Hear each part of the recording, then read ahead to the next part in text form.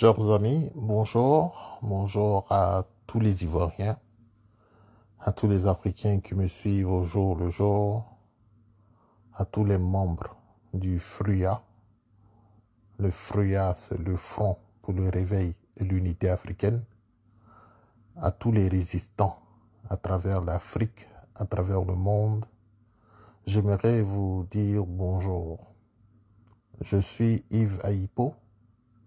Ivoiriens, Ivoiriennes, chers amis africains, nous venons d'assister encore à un braquage électoral.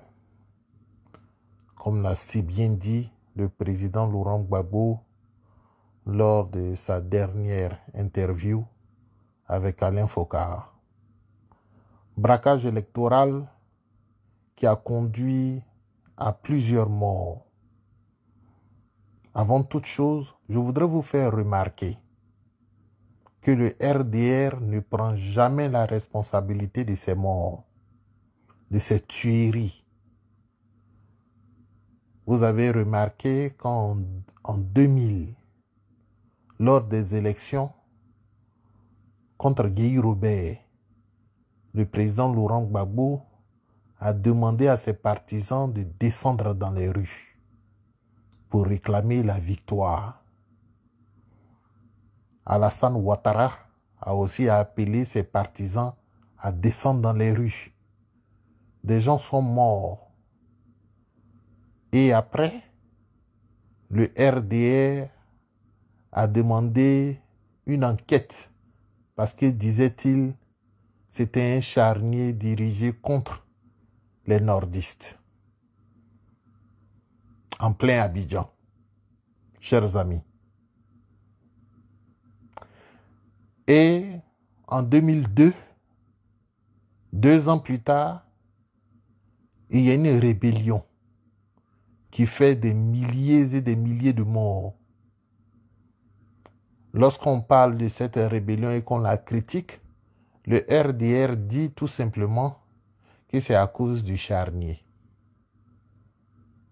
C'est à cause du charnier qu'il y a eu la rébellion. Vous avez oublié le charnier de Yopougon.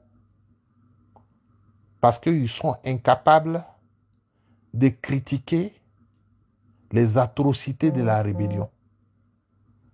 Quand on parle de la rébellion, ils brandissent le charnier. Le RDR ne s'est pas arrêté là. Quand en 2011, il y a eu des milliers de morts, ils ont pointé du doigt Laurent Gbagbo. Il a refusé d'admettre sa défaite. Il est responsable des 3000 morts. On va d'ailleurs le déporter à la CPI et il sera jugé pour ses responsabilités dans ces crimes massifs. Le président Laurent Gbagbo s'est retrouvé à la CPI. On dit qu'il est innocent et qu'il n'a rien à voir avec ces crimes. Nous disons donc, et le RDR, puisque c'est eux qui ont gagné la guerre, donc je suppose que pour gagner la guerre, il faut faire beaucoup de morts. Pour gagner une guerre, on ne vient pas caresser les gens. Surtout un président en place, qui a l'armée, qui a des gendarmes. Si vous devez venir gagner une guerre alors que vous êtes dans l'opposition, il faut faire beaucoup de morts. Donc les 3000 morts, le RDR n'a jamais pu prendre la responsabilité des 3000 morts. Ce sont les autres. C'était le pouvoir en place. C'était le pouvoir Gbagbo. Ce n'est pas eux. Ça n'a jamais été eux.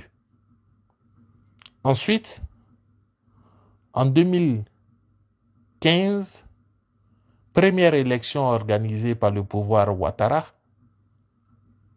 Dieu merci, je vais être un peu cynique. Il y a eu un seul mort. Je dis Dieu merci parce qu'il y aurait pu en avoir beaucoup plus. Mais il y a eu un mort. Le RDR dit oui, voilà. Des gens ont voulu protester. Voilà, il y a un qui est mort. Et il y a eu des arrêtés. Des personnes telles que Samba David ont été arrêtées. pour avoir déclenché ce qu'il appelait des marches éclatées. Il était arrêté alors qu'il était président de la coalition des indignés de Côte d'Ivoire. Là encore, ils n'ont pas pu prendre de responsabilités sur les emprisonnements, mais sur la mort d'un Ivoirien. Ensuite, il y a eu 2020. 2020, troisième mandat, des Ivoiriens sont sortis pour dire non au troisième mandat. Empêcher le troisième mandat. Il y a eu la création de la CNC. Il y a eu la création du CNT. Il y a eu des Ivoiriens qui ont protesté dans toutes les villes de Côte d'Ivoire. Il y a eu à peu près, nous parlons autour de 100 morts. Là encore, le RDR fait des arrestations. Le RDR et sa justice poursuivent l'opposition. Afin Guessan a arrêté. Des camarades du PPACI sont arrêtés. À l'époque, c'était du FPI. Sont arrêtés parce que le RDR n'est pas capable de prendre sa responsabilité vis-à-vis de ces 100 morts. Et jusqu'aujourd'hui, quand on parle de Toussaint, qui a perdu la vie, ils disent que oui, mais il était allé marcher. Ils sont allés protester. Et ça fait que ils ont développé une nouvelle philosophie. Ils disent que vous appelez les enfants des gens dans les rues, alors que vous-même, vos enfants sont à l'étranger, sont dans le confort, et vous appelez les enfants des gens dans les rues. Comme si le RDR n'avait jamais fait de protestation en Côte d'Ivoire. Comme si le RDR n'avait jamais appelé des gens dans les rues. Comme si Alassane Ouattara, si ce n'est pas dans les bars ou dans les salons feutrés qu'on retrouve ces enfants, comme si on avait déjà retrouvé les enfants d'Alassane Ouattara dans les rues. Comme si on avait déjà retrouvé les enfants d'Ahmed Bakayoko dans les rues. Comme si on avait déjà retrouvé les enfants de Cissé Bakongo dans les rues. Mais aujourd'hui, ils utilisent les pseudo-intellectuels pour parler sur les plateaux TV, pour dire oui, vous appelez les enfants des gens dans les rues. Chers amis, le RDR en 2020 a fait 100 morts et n'a jamais pu prendre la responsabilité de ces 100 morts. Arriva 2025. Alassane Ouattara concourt encore pour un 4e mandat. L'opposition dit non. On dit voilà, vous dites non. Et s'il y a des gens qui meurent encore, vous serez responsable de ces morts. L'opposition dit on s'en fiche. Parce que nous ne pouvons pas accepter qu'un individu vienne au pouvoir pendant 20 ans. Alors que notre constitution dit que le maximum c'est 10 ans. Nous allons donc sortir. Nous allons donc protester. Et effectivement, le RDR a eu raison. Il y a eu des morts. Je profite donc de ce moment pour m'incliner devant la mémoire de nos parents qui sont tombés à Nayo. Des personnes brûlées, des personnes tuées à balles réelles. Ce sont les hommes de Ouattara qui ont perpétré un énième massacre, le massacre de Nayo. Après les massacres de Diokwe, ce sont les massacres de Nayo. La CPI ne voit pas tout ça. La France ne voit pas ça. Le général Poncé ne voit pas ça. L'ONUCI ne voit pas ça. Amnesty International ne voit pas ça. Human Rights Watch ne voit pas ça. Personne ne voit quand ce sont des Ivoiriens comme nous, là, qui sont emprisonnés massivement, qui sont tués massivement. Mais lorsque le président Laurent Gbagbo organise des élections et que la CEI déclare Ouattara vainqueur et que le Conseil constitutionnel déclare Laurent Gbagbo vainqueur, en ce moment-là, la France s'invite pour venir bombarder les Ivoiriens, pour venir faire des morts. Parce qu'en réalité, dans ces 3000 morts, il y a les morts de la France. La France a tué des Ivoiriens. Et c'est la France qui se permet de monter un dossier et d'appeler un certain procureur pour venir juger un Ivoirien. Vraiment, nous souffrons. Nous souffrons. Toi, la France, qui t'est permis de t'inviter dans un conflit électoral en Côte d'Ivoire, c'est toi qui déportes. C'est toi qui nous envoie à la CPI. C'est toi qui montes un dossier. Bon, aujourd'hui, voilà, des Ivoiriens qui disent non à un 4e mandat. Nous invitons la France, avec ses chars et ses hélicoptères, à venir bombarder la résidence de Ouattara. Comme ça, on est quitte, non? Comme ça, c'est normal. Chaque fois qu'il y a des dénis de démocratie, la France vient bombarder. Mais quand c'est Ouattara, personne ne vient bombarder. Chers amis, voilà la petite analyse que je puis faire déjà en ce qui concerne ces massacres. Les massacres de Ouattara sont restés impunis. Les massacres de Ouattara ne sont pas encore passés devant un tribunal. Nous allons en parler. Nous allons publier. Nous allons faire le travail de communication de sorte à ce qu'un jour, nous puissions faire passer Ouattara devant un tribunal et que lui et tous ses différents gouvernements soient jugés. Nous allons veiller à cela. En tout cas, qu'il meure au pouvoir. En tout cas, qu'il soit élu, réélu, et qu'il soit élu jusqu'en 2050. Mais qu'il ne soit jamais dans l'opposition encore. Parce qu'il ira en prison. Moi, j'en ferai un sacerdoce. Jamais on ne laissera Ouattara tranquille. Vous pouvez compter sur nous. Des exilés, des emprisonnés, des tués, des villages massacrés, des villages brûlés. Ouattara sera jugé. Chers amis, des gens ont commencé à faire des vidéos depuis quelques jours après la sortie du président Laurent Gbagbo. Ils ont dit que Laurent Gbagbo a abdiqué au moment où c'était donc l'instant idéal pour prendre le taureau par les cornes et se battre, puisqu'il avait annoncé de se battre. Le groupe de Simone et Yves,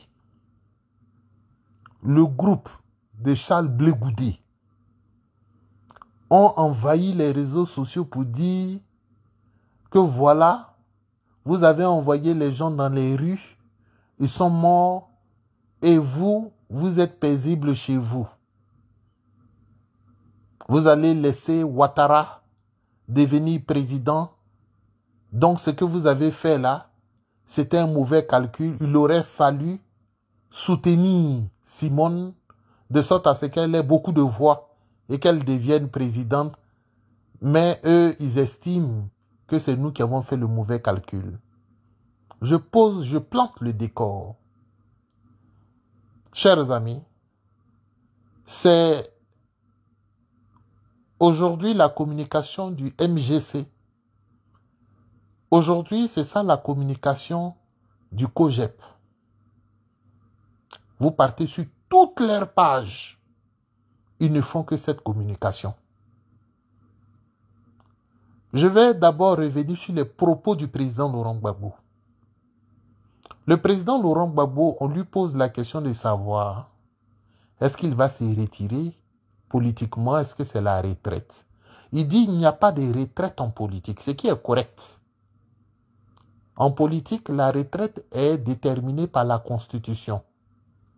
En l'occurrence, notre Constitution dit que le candidat à l'élection présidentielle peut se présenter à n'importe quel âge. Donc, si vous voulez, vous êtes pressé de voir un candidat à la retraite, enlevez cet article-là. Si vous enlevez, vous mettez l'âge limite, si vous voulez, mettez ça à 60 ans. Comme ça, les hommes de 60 ans ne vont plus se présenter.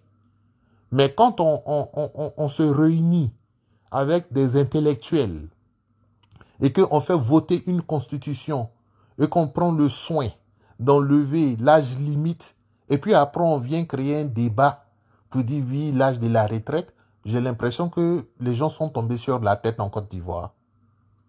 Ils sont vraiment tombés sur la tête. Voilà. Sinon, même nous-mêmes qui travaillons dans la fonction publique, l'âge de la retraite est déterminé dans la loi. Dans certains pays, c'est 67 ans. Dans d'autres pays, c'est 65 ans, etc., etc. Donc, pour ce qui concerne les présidents de la République de Côte d'Ivoire, l'âge de la retraite a été purement et simplement balayé par le pouvoir Ouattara. Je suis donc étonné que ces mêmes individus viennent demander aujourd'hui pourquoi Gbagbo ne va pas à la retraite. Voilà. Donc, apprenez à réfléchir, s'il vous plaît. En ce qui concerne les propos du président Laurent Gbagbo, président, est-ce que tu comptes te retirer? Il dit oui.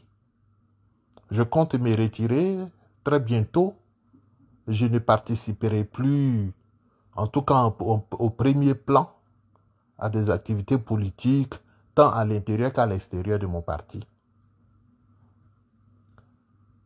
Le président Laurent Gbagbo le dit maintenant, au moment où les gens sont dans les rues. On lui demande, mais est-ce que tu lances un mot d'ordre pour que les gens descendent? Il dit non, moi je n'ai pas demandé de mot d'ordre, mais je soutiens ceux qui sont dans les rues. Les gens disent, oui, Gbagbo nous a abandonnés. Oui, Gbagbo nous a abandonnés. Gbagbo nous a abandonnés à cause de toutes ces campagnes que vous faites pour dire que oui, on fait sortir les enfants des gens, etc. Il nous a abandonnés. Et il a raison de nous abandonner. Laurent Gbagbo a tout donné toute sa vie pour la Côte d'Ivoire, pour la démocratie. Laurent, même dans ce combat contre le 4e mandat, Laurent Gbagbo a tout donné. Il est sorti à son âge pour venir nous dire qu'il n'y aura pas de 4e mandat. Laurent Gbagbo est sorti. Il a fait des meetings. Il a fait des conférences. Il a fait des interviews pour sensibiliser, pour nous expliquer que ce qui se passe là, c'est un braquage électoral. Vous comptez encore sur M. Laurent Gbagbo pour mener une révolution que vous-même vous pouvez mener. Nous, on n'a pas besoin de Laurent Gbagbo pour mener cette révolution. On n'a pas besoin de Laurent Gbagbo pour sortir. On n'a pas besoin de Laurent Gbagbo pour empêcher des badauds de tuer nos parents dans des villages. Laurent Gbagbo a fait son travail de leader d'opinion. Il a fait son travail de président des partis politiques. Le reste du travail du terrain, c'est pour les gens de terrain. Et si les gens de terrain ne veulent pas faire le travail, c'est comme si quelqu'un dit oui, voilà Hitler, il a fait ceci, il a fait cela, et puis il n'est pas sur le terrain. Mais Hitler, c'était le patron. C'est lui qui a lancé la solution finale. Mais ceux qui étaient sur le terrain, c'était ces hommes. Le général de Gaulle, au moment où Hitler a attaqué la France, le général de Gaulle était en Angleterre. Et puis il a lancé la révolution. Depuis quand on a dit que forcément les leaders d'opinion doivent être sur le terrain? Charles Blé Goudé Il parle aujourd'hui parce qu'il a peur de Ouattara. C'est aussi simple que ça. Il a peur, il a une peur. En français, on dit il a une peur bleue. Ça dit tellement que la peur a dépassé. Elle est devenue bleue. Charles Blé Goudé, son histoire avec Ouattara, c'est une histoire traumatisante. Nous sommes en 2010. Charles Blé Goudé fait de grands discours. Il fait de grands discours. Gbagbo sera réélu. Et il a fait tout ça. Gbagbo a eu confiance en lui aveuglement. Gbagbo l'a nommé ministre. Nommé ministre, je le voyais encore parler sur France 24. Alassane Ouattara est un imposteur. Alassane Ouattara n'a pas gagné les élections. Avec tous les discours de la Sorbonne, avec tous les discours des Figayo, avec tous les discours devant les mangous, derrière les mangous, etc., etc. Le monsieur se cachait derrière l'armée de Côte d'Ivoire pour pavoiser. Aujourd'hui, là, Charles Blé Goudé n'a pas d'armée derrière lui. Philippe Mangou n'est plus là. Laurent Gbagbo, président de la République de Côte d'Ivoire, n'est plus là. Il n'a plus d'appareil étatique derrière lui pour jouer les Django. Quand les choses ont commencé à être difficiles, il est allé en exil au Ghana. Il s'était même déguisé en femme pour aller dans des maquis. Au Ghana, là-bas, il était appréhendé. Ouattara l'a ramené, Manu Militari, en Côte d'Ivoire, où il a été enfermé. Mais Ouattara a pris le soin de le mettre nu. Charles Blé Goudé que vous voyez aujourd'hui, là, qui est bien coiffé, là. Ouattara l'a mis nu. Et l'a fait dormir sur le carreau. Et il n'était même pas à la Maca. Il était dans les sous-sols de la DST. Comme un cafard. Je ne dis pas qu'il c'est un cafard, hein, mais je dis ils l'ont traité. Ils l'ont traité comme un cafard. On l'a déposé dans les sous-sols là-bas pendant des mois. Donc, il a subi un traumatisme. Un traumatisme sérieux. Quand même. Charles Blé Goudé était obligé de s'accrocher à la Bible. Vous voyez le traumatisme? C'est sérieux. Il était obligé de faire des vidéos en prison pour dire voilà où je suis. Voilà qui est mon voisin. Donc, le comportement qu'il a aujourd'hui, avant d'être un comportement opportuniste, c'est un comportement qui dénote un traumatisme chronique. Charles Blé Goudé dit que nous, on devait aller à cette élection contre Ouattara. Mais, monsieur Blé Goudé, s'il vous plaît, actuellement, ils sont en train d'annoncer les résultats là-bas. Dans toutes les régions, vous avez 1%. 1%, 1%. Vous comptiez sur quoi? Vous comptiez sur Laurent Gbagbo pour aller à des élections contre Ouattara? Parce que, au lieu de se remettre en question pour dire, nous sommes allés à des élections, à Cocody on a perdu, au Plateau on a perdu, à Bégerville on a perdu, dans la diaspora on a perdu, ok? Dans toutes les grandes villes d'Abidjan on a perdu. Mais on n'a pas perdu avec les honneurs. Vous avez perdu avec le déshonneur. 1%, 2%, 1%, 2% pour tout le monde. Mais vous vous êtes fait humilier à des élections. Charles Blé Goudé et Simone Eivé, ensemble. C'est pourquoi il ne fallait pas aller à ces élections. Nous voulons aller à des élections où on peut avoir des résultats dignes. Simone Eivé a été la femme d'un président de la République de Côte d'Ivoire. Elle ne peut pas être humiliée à des élections avec 0%, 1%. C'est pourquoi on ne voulait pas aller. Vous vouliez aller pour vous gargariser des 1%. Mais gargarisez-vous. Mais Ouattara va vous faire ça avec plaisir.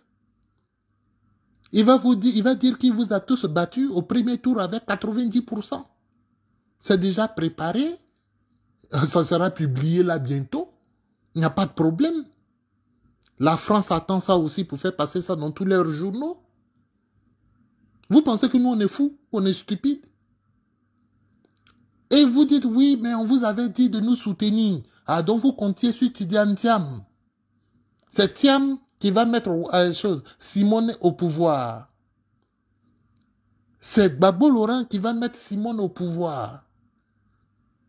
On ne mettra personne au pouvoir. Si vous ne voulez pas vous battre pour qu'on ait une commission électorale indépendante, vous ne voulez pas vous battre pour qu'on ait une liste électorale digne de ce nom, vous ne voulez pas vous battre pour qu'on ait un conseil constitutionnel digne de ce nom, mais ça ne venez pas nous emmerder. Laurent Gbagbo ne participera pas à un braquage électoral. Charles Blé Goudé, avant de venir tirer sur Gbagbo Laurent, qui est devenu ta cible principale, il faut tirer sur Ouattara qui est en train de faire 4 mandats. Mais quand on te parle de 4 mandats, tu fais de la philosophie. Quand on te parle du 4e mandat, tu es toujours en train de tourner en circonvolution. Jamais tu n'as pris position contre le 4e mandat, mais tu prends position contre la posture du PPACI. Tu prends position contre la posture de Laurent Gbagbo. D'ailleurs, la chose la plus ridicule et la plus risible, c'est le fait que on vienne donner les résultats et qu'on dise Simone Eivé épouse Gbagbo. Ah donc, ça veut dire que vous ne tenez pas compte de la décision du juge qui a prononcé le divorce. Il y a un divorce qui a été prononcé. C'est public, non? C'est public. Tout le monde sait que elle n'est plus épouse Gbagbo, c'est fini. Même si vous voulez être débile, vous pouvez au moins dire Simone Gbagbo, c'est tout, c'est simple. Mais vous dites épouse, alors que la justice a prononcé le divorce. Donc je vois le porte-parole de la CEI qui donne les résultats, il dit épouse Gbagbo. Je vois Charles Blé Goudé qui va là-bas, il fait discours, il dit épouse Gbagbo. Mais elle-même, elle ne dit pas ça. Puisqu'elle sait qu'elle n'a jamais demandé à un tribunal de lui accorder le port du nom de son ex-mari. Elle ne dit pas ça, jamais. Et elle sait que ce n'est pas normal. Mais c'est vous là, les petites gens. C'est vous qui insistez. Et ça, c'est des détails, c'est des petites choses. Gbagbo ne fait pas attention à ça. Dans tous les cas, quand on va reprendre le pays en main, on va voir l'individu qui va venir dire Simone Eivé épouse Gbagbo. On va voir. Mais vous savez que ce n'est pas possible. C'est pourquoi vous êtes en train de vous battre pour que Ouattara reste en place. Comme ça, vous allez faire ça. Vous allez utiliser le nom du monsieur alors que vous n'êtes plus avec lui. Charles Blé Goudé était le premier à faire cette politique. Utiliser le nom de Gbagbo alors qu'il n'est plus avec Gbagbo. Aujourd'hui, c'est Simone. Mais utilisez son nom. Est-ce qu'on va faire karaté sur le nom de quelqu'un? Est-ce le nom de Gbagbo là? Vous pensez que les Ivoiriens sont bêtes? C'est le nom de Gbagbo qui va vous donner élection, qui va vous donner des voix. Vous êtes allés là, ils vous ont laminé. 1%, 2%, 0%. En France, 0%. En Italie, 0%. En Espagne, 1%. Pour Simone. Ça fait pas honte, ça? Quand on veut aller à des élections, on se prépare, non? Depuis qu'on fait des élections improvisées, comme ça. Mais si vous avez improvisé ces élections-là, ça veut dire que ce n'est pas votre argent qui est rentré dedans. Parce que moi, Yves Aïpo, je ne peux pas sortir 50 millions de francs CFA de mon compte bancaire juste pour aller avoir 1%, 2%. Jamais de la vie. C'est que je suis un idiot. 50 millions de francs CFA que je vais déposer en caution pour aller avoir 1%, 2%. Non, c'est parce que quelqu'un vous a donné cet argent-là pour venir vous présenter à des élections présidentielles, pour l'accompagner. C'est pourquoi ça ne vous dit rien. Vous faites des vidéos où vous rigolez, vous souriez, vous dites, oh oui, voilà, voilà, en tout cas, Charles Blé Goudé, mais tu es une honte. C'est pas possible. La plus grosse honte de la Côte d'Ivoire, c'est Charles Blé Goudé. Lui, sa victoire, c'est la paix. La victoire de Charles Blé Goudé, aujourd'hui, c'est la paix. Les Ivoiriens se sont réveillés et il n'y a pas eu de, qu'est-ce qu'il a dit là, de catastrophe. Il n'y a pas eu de... Non, mais tu es honteux, Charles Blé Goudé. C'est ça qui te préoccupe aujourd'hui? La paix. Il n'y aura pas de paix tant qu'il y aura un quatrième mandat. Est-ce que tu nous comprends? Peut-être que tu n'es pas suffisamment intelligent pour comprendre ça. Lorsqu'un individu brigande la Côte d'Ivoire, lorsqu'un individu brigande la Constitution, il ne peut pas avoir de paix. Parce que avoir la paix, c'est avoir peur de Ouattara. Nous, on le regarde. Les gens peuvent aller proclamer Ouattara demain. Mais nous disons ici, nous menaçons le pouvoir Ouattara qu'il n'aura pas de paix jusqu'à la fin de ce qu'il appelle mandat là. Nous allons nous y atteler. Nous n'avons jamais fait de coup d'État en Côte d'Ivoire. Nous n'avons jamais fait de rébellion en Côte d'Ivoire. Mais nous sommes prêts à faire des coups d'État et des rébellions désormais. C'est clair. C'est clair. Et si la PLCC vieux est venu me chercher, il n'y a pas de problème. On verra comment ils vont faire ça. Vous allez tuer nos parents, vous installer au pouvoir, payer des individus pour aller à des élections. Et vous pensez qu'on va vous laisser dire, on va vous laisser gouverner. À partir d'aujourd'hui, nous annonçons publiquement que nous allons vraiment attaquer ce pays-là plusieurs fois jusqu'à ce que Ouattara recule. Nous avons attaqué dans les rues, en marchant, protestant. Maintenant, on va trouver d'autres moyens d'attaquer. On va trouver d'autres moyens. C'est une promesse. Ce n'est même pas une menace. C'est une promesse que Ouattara va mettre ses fesses sur ce siège. Mais que vraiment, il va voir qu'il y a des épines sur ce siège-là. Qu'il s'asseye dessus pour la 4e fois. Nous allons cotiser de l'argent dans toute la diaspora. Ce que Soro Guillaume a fait là, nous allons montrer que Soro Guillaume n'est pas un individu qui est plus intelligent que nous autres. Il n'est pas plus intelligent que quelqu'un. Ce qu'il a fait là, nous pouvons faire pareil. Il avait d'ailleurs notre âge. Quand il faisait ça, il n'y a pas de problème. Donc moi, je suis favorable aujourd'hui à un coup d'État. Je suis favorable aujourd'hui à une rébellion. Je ne suis pas marié à la démocratie. Personne n'est marié à la démocratie. Si quelqu'un a pris pour épouse la démocratie, c'est son problème. Nous croyons la démocratie. Parce que nous disons que la démocratie nous donne les gages d'un développement et d'une vie en pleine entente.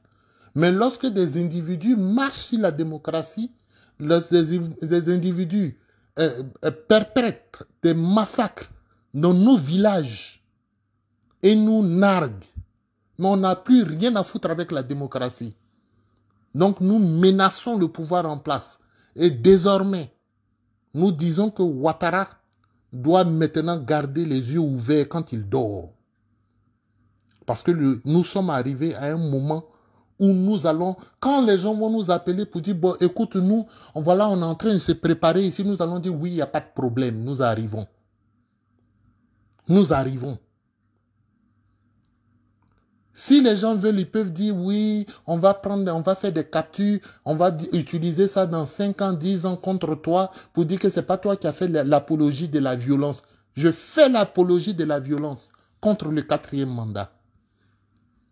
Et d'ailleurs, qui vous garantit qu'après le 4e mandat, Ouattara va dire qu'il rend démission? C'est Charles Blé Goudé qui vous a garanti ça? C'est Simone et Yves qui vous a garanti ça? Ouattara est installé jusqu'à ce qu'il meure. Donc après le 4e mandat, il y aura le 5e mandat. Il y aura le 6e. Donc vous allez continuer de l'accompagner à des élections. Vous êtes pauvre dans l'esprit. C'est la conclusion que je tire de votre comportement. Qui de Laurent Gbagbo et de Simone a trahi? Laurent Gbagbo dit qu'il ne va pas des élections pour accompagner Ouattara. D'ailleurs, il a présenté sa candidature, mais sa candidature a été rejetée. Mais ne soutient personne contre Ouattara. Et Simone dit que sa candidature a été acceptée, que le Conseil constitutionnel a fait du bon travail. Elle va aller quand même rivaliser avec Ouattara pour avoir 1%. Qui de Simone Gbagbo et de Gbagbo Laurent? Moi-même, je dis Simone Gbagbo pour être gentil. Sinon, c'est Simone et Yves. Qui de ces deux l'ont trahi? Moi, je n'aime pas parler de Simone parce que quand tu as admiré quelqu'un, quand tu as respecté quelqu'un, quand tu as adulé quelqu'un, tu ne peux pas venir dire des choses méchantes concernant cette personne. C'est pourquoi, chaque fois qu'on parle de Simone, je n'aime pas parler de trahison. Je n'aime pas tirer à boulet rouge sur Simone Gbagbo. Mais quand des gens se permettent de nous narguer alors que nous sommes en deuil, les gens se permettent de nous narguer alors que les populations de Nayo sont décimées, des gens sont brûlés. Et puis vous venez là, c'est vos résultats misérables qui vous intéressent. Mais ça fâche. Ça fâche. Ce n'est pas sérieux ce qui se passe. Vous êtes allé à des résultats. C'est grâce à vous que Ouattara peut se proclamer vainqueur. C'est grâce à vous. Il va dire qu'il a fait un coup KO. Mais s'il n'y avait pas d'opposant devant lui, est-ce qu'il allait venir raconter sa vie?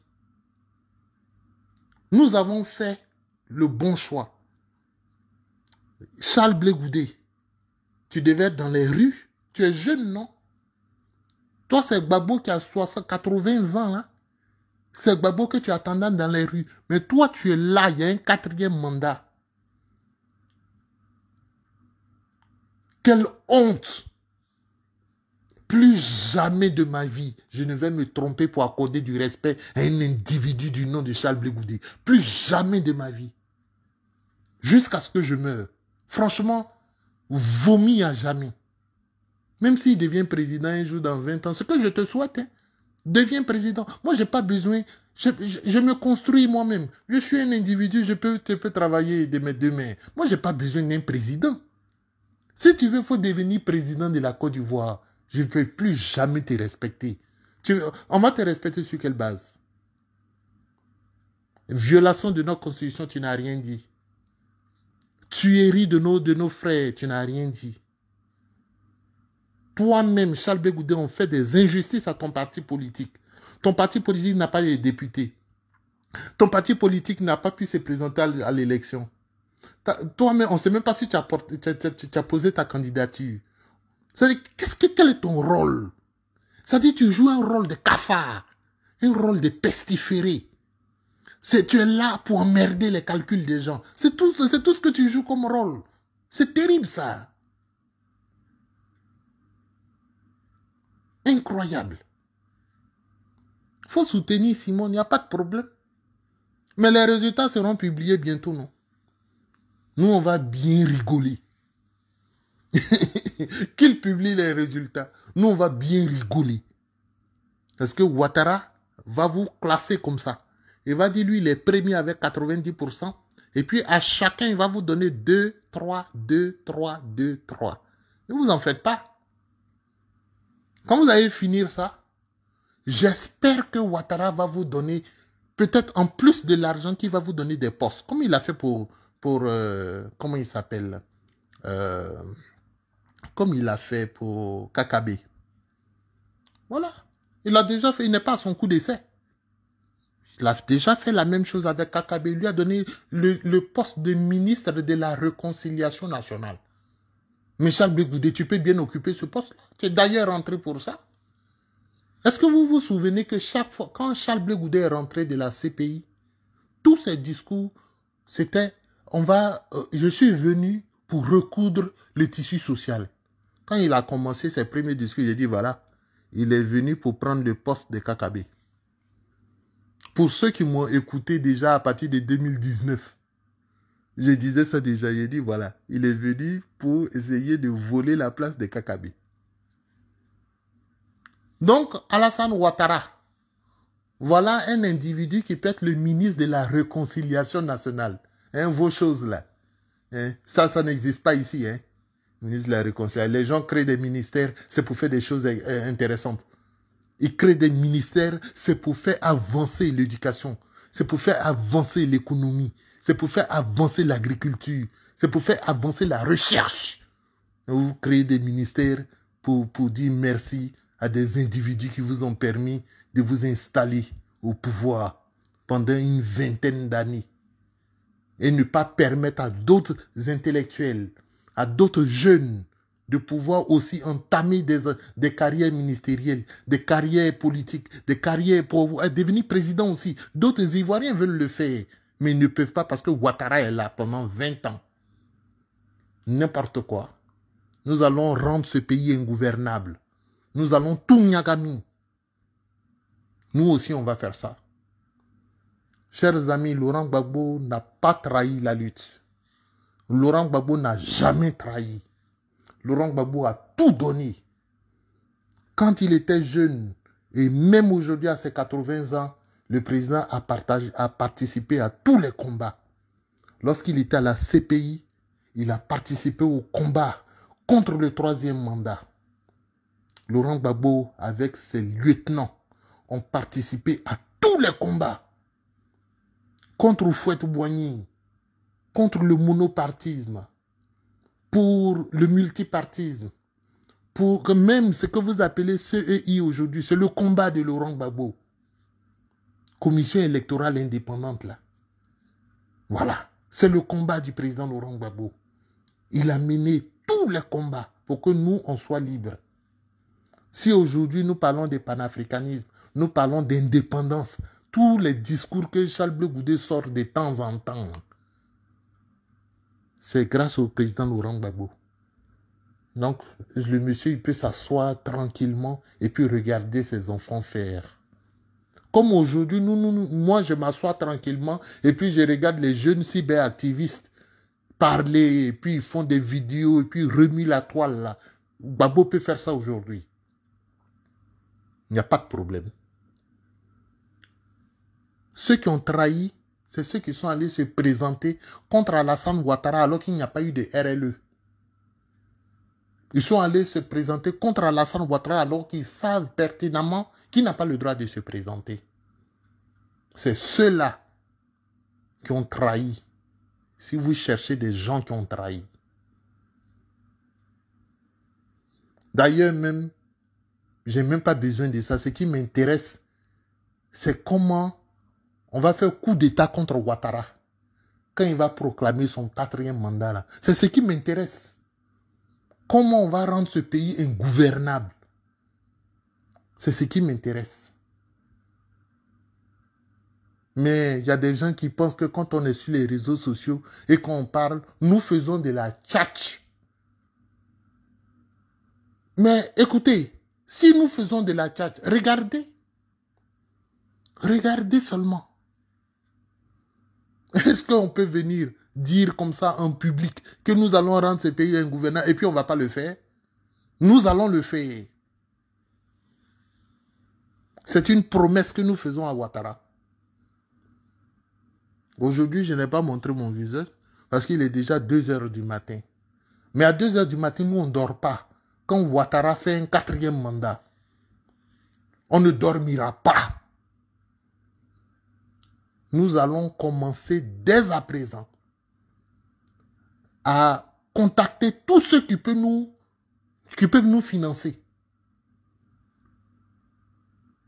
Nous allons commencer à contacter tous ceux qui peuvent nous financer pour qu'on puisse faire de belles choses en Côte d'Ivoire. C'est pour faire de belles choses, s'il vous plaît. N'allez pas dire que Yves dit qu'il cherche financement pour faire de mauvaises choses. De belles choses. Nous allons faire de belles choses. Voilà. On va faire FEMUA. Voilà. On va faire des petites choses comme ça. N'importe quoi. Chers amis, je vous aime infiniment. Le président Laurent Gbagbo, c'est vraiment un homme qui a souffert. Je suis heureux que Nicolas Sarkozy soit en prison. Aujourd'hui, je suis très heureux. Malheureusement, il n'est pas en prison pour les crimes commis en Côte d'Ivoire. C'est ce qui est un peu dommage dans cette affaire.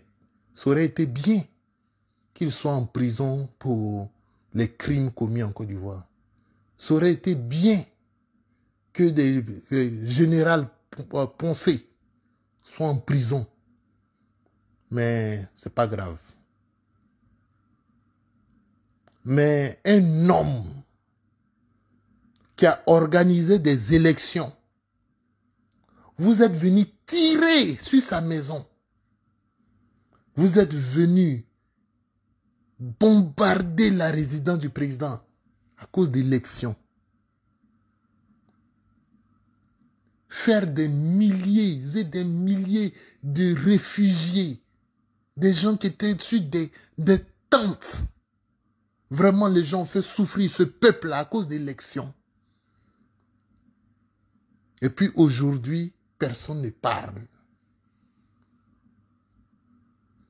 Nous allons écrire à l'ONU dès demain pour dire vous êtes des hypocrites.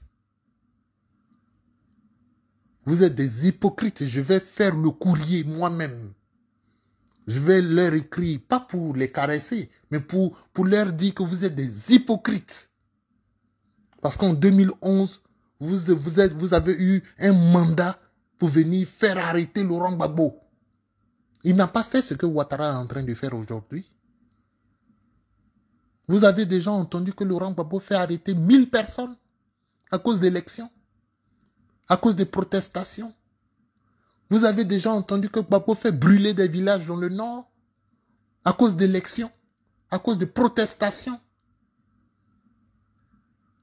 Vous avez vu qu'on dit oui, on tire sur des gens du RDR parce qu'ils marchent. Tout ça, c'est du faux. Nous allons écrire à l'ONU. Dès cette semaine, nous allons préparer un courrier. Nous allons documenter le courrier. Nous allons mettre les photos de Nayo, le corps brûlé. Tout ça, nous allons mettre ça dedans. On envoie pour dire qu'on a besoin d'une armée pour venir bombarder la résidence maintenant. Comme vous l'avez fait. C'est vous qui savez donner les mandats, non? Vous avez donné le mandat selon les résolutions 1580, 1500 machin, qu'ils ont utilisé pour venir tuer des gens. Et d'ailleurs même, les 3000 morts de 2002, c'est vous, l'ONU, vous avez la moitié dedans. Vous, l'Élysée, vous avez la moitié dedans. S'il y a 1500 morts, il y a 1500 morts de l'ONU. Tout ça pour installer un préfet. Tout ça pour installer un individu pour pouvoir contrôler nos richesses. C'est ça, depuis qu'ils sont là, ils bradent toutes les richesses de la Côte d'Ivoire. C'était pour ça. Tout ça pour ça. L'argent de la Côte d'Ivoire, bradé, bradé, bradé. Hein, pour que leurs enfants aient un peu à manger. Et puis nous, on va souffrir. Nos parents sont en exil. Nos parents ne peuvent pas rentrer et leurs enfants sont là. Ils sont partout, dans toute la Côte d'Ivoire, dans toutes les administrations. Ils ont l'argent et ils sont contents maintenant. On ne peut même pas faire de business. Tu ne peux pas faire entrer un véhicule. On dit qu'il faut que le véhicule ait 5 ans. Mais moi, je ne suis pas ministre de la République. Est-ce que je suis un ministre de la République pour pouvoir sortir 100 millions, 200 millions pour acheter une voiture? Hein? C'est Ouattara qui achetait des voitures à 100 millions, 200 millions. Nous, on n'est pas ministre. Non, nous, on ne peut pas acheter des voitures qui datent de 5 ans, de 4 ans, de 3 ans. C'est vos enfants qui peuvent faire ça. Tu peux pas investir dans le cacao. Parce que pour pouvoir exporter le cacao, on te dit oui, la coopérative qui va te donner le cacao doit présenter 200 millions. C'est une loi en Côte d'Ivoire. La coopérative qui va te donner le cacao doit présenter 200 millions de francs CFA. C'est-à-dire que seul l'enfant de Ouattara peut faire ça. Et maintenant, l'acheteur, celui qui vient c'est-à-dire que moi, par exemple, si je trouve un acheteur ici en Australie, qui veut acheter le cacao ivoirien, on demande aussi à l'acheteur de présenter 200 millions de francs CFA. C'est-à-dire le vendeur, la coopérative, doit présenter 200 millions. L'acheteur étranger doit aussi présenter 200 millions. Mais moi, mon acheteur n'est pas préparé à ça. Quand je viens voir mon acheteur, je lui dis, ah, bon, c'est vrai, je sais que tu veux prendre 2-3 conteneurs de cacao, mais la loi en Côte d'Ivoire là-bas, c'est que tu dois présenter 200 millions. Il va me dire, mais attends, tu te fous de moi ou quoi? Tu sais combien ça me coûte déjà de payer 2 conteneurs de cacao? C'est une fortune déjà. Et je dois encore mettre de l'argent en caution. 200 millions. Ce sont les enfants de Ouattara seuls qui peuvent faire ça. Ils ont leurs acheteurs étrangers. Ils savent, ils sont en partenariat avec les Bouygues, je dis Bouygues, voilà, les grands acheteurs du monde. Ils savent ce qu'ils font. Mais nous, on ne peut pas faire ça. Et les paysans sont dans la gadoue à cause de ces lois mesquines qu'ils ont mis là comme ça. Que les enfants peuvent exporter le cacao. Chers amis, voilà la réalité. C'est pourquoi ils ne veulent pas lâcher le pouvoir. Ils ne veulent pas lâcher le pouvoir pour plusieurs raisons. Ils ont commis des crimes, des massacres, des vols, des viols. Et puis ils se distribuent des amnisties entre eux. Ouattara, c'est un comique. Il amnistie des gens tels que les Fof, hein, commandant Fof. Il lui donne amnistie.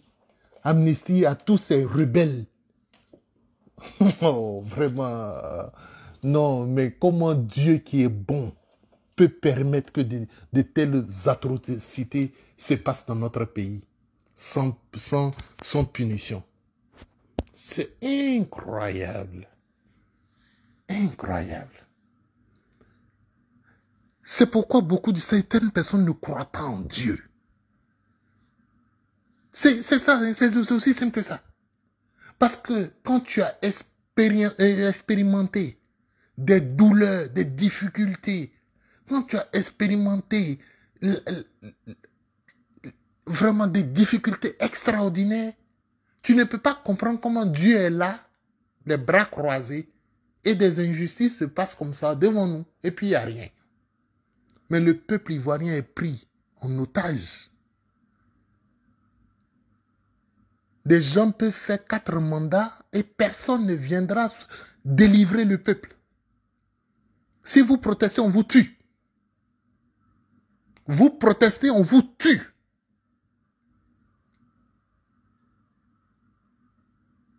Chers amis,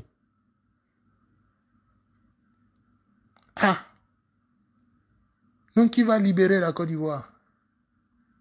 À quel moment la Côte d'Ivoire sera libérée de ce dictateur, ce braqueur, Alassane Ouattara? Et vous regardez, faites très attention à tous ceux qui soutiennent au-delà des blés, là, des courgepiens, là. Regardez bien ceux qui écrivent là. Regardez bien leur nom. Regardez bien. Vous allez voir dans quoi nous sommes. Et aujourd'hui, ils nous appellent les chiens. Vous voyez, ça me rappelle la guerre du Rwanda. Au Rwanda, hein, entre les conflits Hutu, Tutsi, etc., arrivé à un certain moment, les peuples qui étaient assujettis, on les appelait les chiens. Les cafards. Et Ouattara a sorti ce mot-là. Faites attention, hein. Dans vos quartiers, il y a des chiens. Nous ne sommes pas des chiens. C'est un message au RDR. Regardez bien les populations. Et ceux qui ne sont contre vous, qui ne sont pas d'accord, ils ne sont pas des chiens. Au contraire, ce sont des hommes pensants, avec un cerveau qui est beaucoup mieux développé que le vôtre, Monsieur Ouattara. Et si vous étiez intelligent, jamais un président ne peut se lever pour dire « je connais la Constitution mieux que quiconque ». Un président qui se respecte. D'ailleurs, même Francis Vaudier, même, qui était agrégé en droit public, agrégé en droit privé, n'a jamais dit « je connais le droit plus que quiconque ». Et c'est un idiot comme Ouattara qui va venir dire « je connais la Constitution plus que quiconque ». Toi, tu connais la Constitution plus que quelqu'un. Et d'ailleurs, en droit, ça ne fonctionne même pas comme ça. Parce qu'un texte, quand un texte est là comme ça, supposons on dit comme ça, comme dans vos maisons là, supposons vous mettez une loi. Vous dites à 22 h on ferme le portail. Et puis, le propriétaire de la maison, lui, il vient à 23 h, il veut sortir. Oui, mais tu peux sortir parce que tu es le propriétaire de la maison. Donc, tu peux nous dire que oui, moi je sors parce que c'est moi qui paye la maison. Mais tu ne peux pas nous dire que tu sors parce que tu connais mieux la loi que ceux qui résident. Mais tout le monde sait qu'à 22 h, on ferme le portail. On ferme le portail, c'est une loi que tout le monde connaît. Est-ce qu'on a besoin d'être Ouattara pour connaître la loi plus que tout le monde? Ça n'a pas de sens. La loi, elle est là. Tout le monde la connaît. Le candidat à l'élection présidentielle doit être né de père ou de mère, eux-mêmes ivoiriens d'origine. Le candidat peut être président, mais il n'est rééligible qu'une fois. C'est tout. La loi est là, on la connaît. Quand tu connais mieux la loi que qui? Tu as fait quelle étude? D'ailleurs, tu as fait étude en tant que Burkinabé. Tu viens te présenter en tant que président. Tu viens dire quoi? Tu connais études plus que quoi? Plus que qui? Tout ça, tu mens même. Menteur comme ça. D'ailleurs, voilà les individus à partir d'aujourd'hui à qui je ne donnerai plus jamais de respect. 1. Alassane Dramane Ouattara. Plus jamais. Que je vais même, c'est-à-dire le considérer même comme un homme qu'on peut respecter parce qu'il a été chef d'État. Jamais de la vie. Plus jamais je lui retire mon respect. Au moins avant, on peut dire que nous étions dans un combat démocratique et qu'on peut respecter au moins certaines institutions. Mais à compter de maintenant, nous ne respectons aucune institution de Côte d'Ivoire. Un, Alassane Ouattara. Deux, Monsieur Charles Blé Goudé. Plus jamais. Plus jamais. Même je vais me tromper même pour t'accorder du respect. Plus jamais. Frère, moi je ne parle pas de trahison. Hein. Je pense que tu es allé plus loin que la trahison. Tu es allé plus loin que la trahison. Frère, nous sommes en train de lutter contre un quatrième mandat. Si tu veux te bluffer et porter tes costumes, porte tes costumes, viens faire ton défilé de mode. Fais ton défilé de mode, frère. Mais plus jamais tu ne vas avoir le respect. En tout cas, n'un Ivoirien comme moi, hein. Comme moi, là. Plus jamais encore. Je ne dirai pas la même... Tu vois, j'ai honte même de dire pour Simone. Je ne peux pas dire. Je ne peux pas dire pour Simone. Non, c'est-à-dire, malgré tout ce qu'elle a fait, j'ai encore un peu de respect. Donc, j'ai du respect. Je ne peux pas dire ça pour Simone. Franchement, voilà comment les gens me mettent dans une affaire très délicate. C'est difficile. Je ne peux pas dire ça à propos de Simone. Je lui accorde encore le bénéfice du doute. Je ne peux pas dire ça à propos de Awa Domelo. Malgré tout, je lui accorde encore un peu de respect. Même Henriette Lagou, je ne peux pas dire. Même Billon, même, je ne peux pas dire. Même si ce qu'ils ont fait est détestable. Mais ceux qui viennent jouer les perroquets, comme Charles Blé Goudé, venir, oui, la paix. Ah, j'espère que vous vous êtes réveillés, au moins, peu importe le résultat, même si demain c'est Ouattara qui est proclamé président, même si c'est Simone, mais ce qui est sûr, les Ivoiriens sont en paix, c'est l'essentiel. Frère, tu penses qu'on mange la paix? Toi, Charles Blé Goudé, tu manges la paix maintenant? Tu penses qu'en France, les gens ont ce discours de paix là, des discours de nègres. Je m'en fous de la paix. D'ailleurs, je suis dans un pays qui a 200 ans d'indépendance. Ils ne parlent pas de paix ici. La paix ne se proclame pas. Alors Charles Blé Goudé, il n'a que la paix dans sa bouche. Faut venir jouer un débat. Comme ça, débat télévisé comme ça, et puis je suis là. Il faut parler de paix, paix, paix, tu vas voir. Si je suis là, tu vas voir. Tu vas parler de paix. On s'en fout de la paix. Les Ivoiriens veulent avoir du travail. Ils veulent avoir des opportunités. Ils veulent pouvoir développer leur pays. Alors, on a le deuxième plus grand port de l'Afrique. On ne peut pas profiter de ça. On trouve le pétrole chez nous. On trouve du diamant chez nous. On trouve de l'or chez nous. On trouve de la bauxite chez nous. On trouve tout chez nous. Et puis en plus de ça, on a le soleil. Et on a la mer. Peut-être la paix, la paix.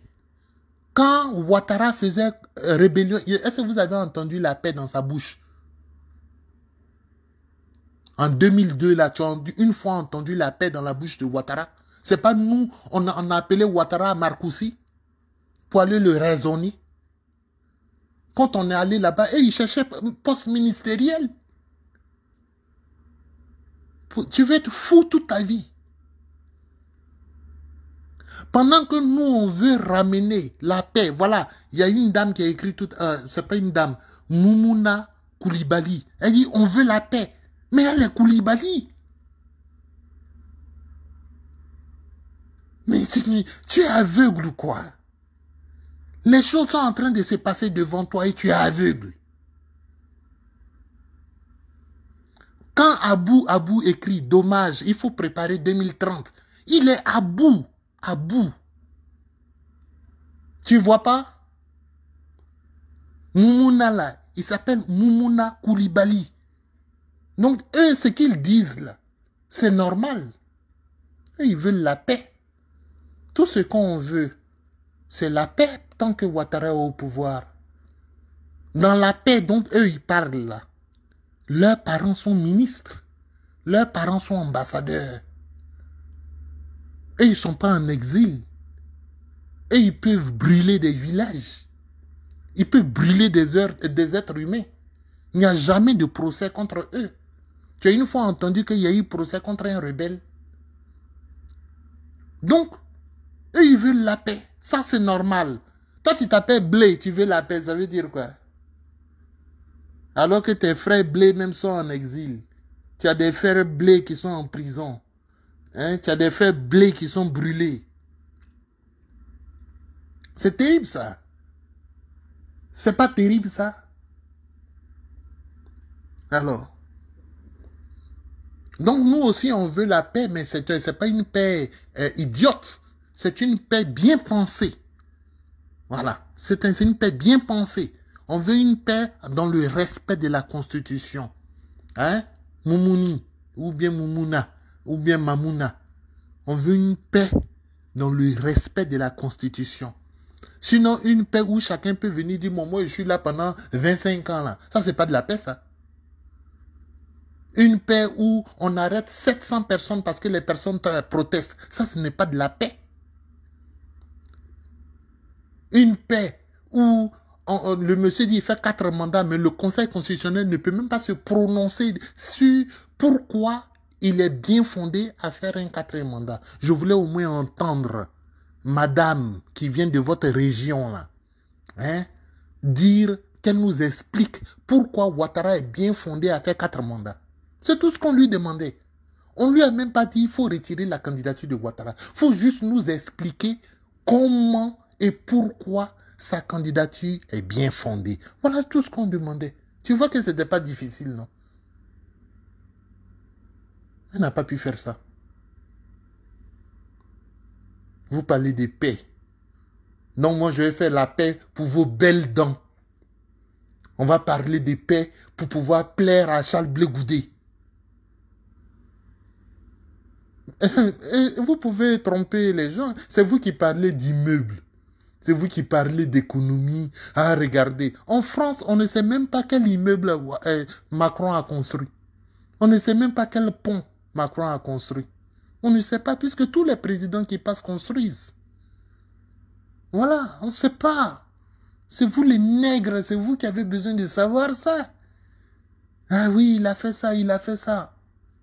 Donc nous, on veut la paix. On va laisser la paix, ton candidat va faire 50 ans au pouvoir.